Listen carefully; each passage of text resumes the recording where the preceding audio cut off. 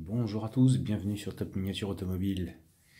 Je suis allé me promener il y a quelque temps chez les Emmaüs, à côté de chez moi, qui revendent des objets, des meubles, tout ça, et ils ont un très grand rayon jouets. Et dans ce rayon jouets, j'ai trouvé 7 Ferrari F50 de Buringo que j'ai payé 5 €, et donc je l'ai ramené. Je l'avais en rouge à l'époque quand je l'avais acheté, quand elle est sortie. Je crois que c'est 95, je crois de mémoire. Je l'avais prise en rouge, mais en grise, je ne l'avais pas. Donc j'ai ramené cette petite voiture. Elle est jolie, elle est complète, elle est belle. Puis pour 5 €, bah voilà, ça n'avait pas le coup de se priver. Alors la Ferrari F50, sortie à l'occasion du 50e anniversaire de Ferrari, en 95, est la petite sœur de la Ferrari F40. Et des deux, la F40 reste quand même ma préférée. Même si la F50 est très jolie, mais j'ai quand même une préférence pour la F40. En tout cas, en version grise comme ça, elle est très jolie. Ça change du rouge ou du jaune. Elle existe en bleu aussi, un bleu métal qui est très beau, qui est très rare à trouver. Mais en tout cas, elle est sympathique. Alors on est chez Burago, moins 18. On a quand même, on va dire, une finition pour du jouet qui est raisonnable, puisqu'on est quand même sur une voiture qui a 95-30 ans, qui était vendue à l'époque 90 francs ou 99 francs, donc ce qui fait à peine 15 €. Maintenant, 15 € c'est le minimum qu'on trouve d'occasion sur le Bon Coin pour une voiture comme ça. Minimum, hein, je dis bien. Mais en tout cas, elle est très sympathique. Il n'y a pas un très gros degré de finition pour du Burago, mais en tout cas, il y a l'avantage d'avoir un capot ouvrant, des portes ouvrantes et un capot moteur ouvrant qui tient avec, hop, voilà. Donc à l'époque c'était quand même un bon rapport qualité-prix. Et en tout cas, moi j'adore ces petits modèles. Déjà parce que c'était les premières versions miniatures de la F50 chez Burago. Je crois qu'ils ont été vraiment dans les premiers à la sortir. Et on ne peut pas dire qu'il se soit loupé, même si on aurait attendu un autre degré de finition. Et pour la simple et bonne raison que c'est un jouet. Faut pas l'oublier, Burago, à la base c'est pas trop collection, c'est du jouet. Voilà, mais en tout cas, tout y est dans les détails dans cette voiture, comme vous pouvez le voir. Il y a un degré de finition qui, pour l'époque, était assez satisfaisant chez Burago, à l'époque. Donc le capot moteur, le panneau en plexiglas, la vitre en plexiglas qui laisse apparaître le moteur, la boîte de vitesse, sigle Ferrari, les petits logos.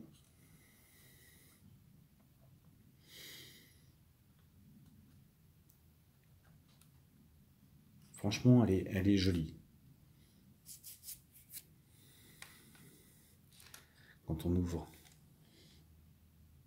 donc on a le panneau de porte classique de cette voiture, sans aucun détail, puisqu'il fallait alléger au maximum. Donc on met juste la poignée de la vitre apparente. Intérieur, deux baquets et une instrumentation sommaire. Alors on va refermer pour pouvoir.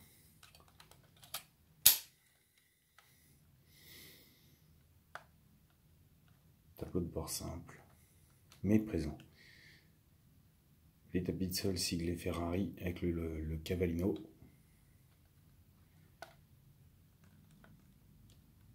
des seuils de porte avec des petits points chromés. Le volant, siglé Ferrari bien sûr. Le tableau de bord, lui, siglé F50. Ici.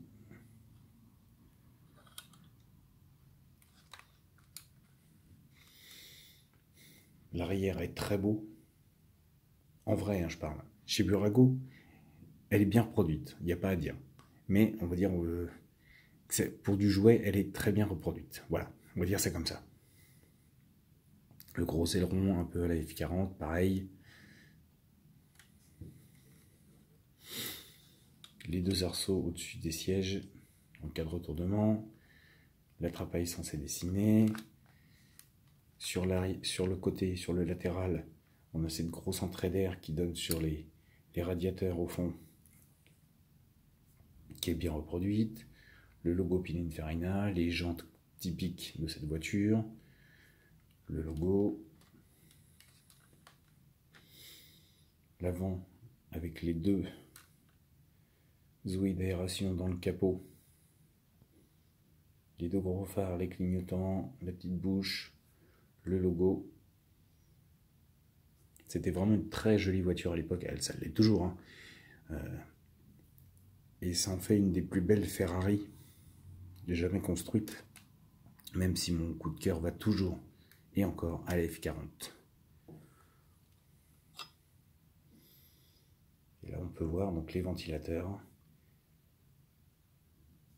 un semblant de batterie ici au milieu. Une grosse bête pare-brise avec un essuie-glace classique. Non, il n'y a pas à dire. C'est vraiment une très, très belle petite voiture. Puis pour 5 € chez des Emmaüs, on ne va pas se priver. Il manque juste le petit attache ceinture. Ici, la petite boucle de ceinture. Bon, ça se trouve facilement. Alors, détail intéressant que je trouve sur cette voiture, c'est que très peu de voitures proposaient un châssis avec directement incrusté dedans les caractéristiques de la voiture. Déjà, le châssis est entièrement siglé Ferrari. On a des petits logos partout. Mais, si vous regardez bien, on a la cylindrée, on a l'inclinaison du V12, la puissance, la vitesse maxi, le 0 à 100 et le poids. Donc, vous voyez, 95. Ferrari F50. Donc on a vraiment une voiture qui est intéressante, parce que même si on s'y connaît pas beaucoup, et ben, les détails nous sont donnés ici. Donc là, le moteur apparaît, les pneus, avec les trains, une direction. Pardon, on va reculer un petit peu. Voilà, franchement, c'est une belle petite voiture. Je vous la présenterai plus tard en rouge également. Là, c'est la version Spider, mais il y a la version avec le toit qui est encore très belle aussi. Et donc, je reviendrai vers vous avec cette version rouge ultérieurement. Il faudrait que je la cherche parce que pour ceux qui ont vu la vidéo de la collection, c'est pas gagné tout de suite. Voilà, faut que je la trouve, tout simplement. En attendant, je vais vous laisser détailler cette petite beauté. N'hésitez pas à me laisser vos commentaires comme d'habitude. N'hésitez pas non plus à vous abonner pour ceux qui n'y sont pas encore. Et sur ce, je vous laisse et je vous dis à bientôt pour une nouvelle vidéo.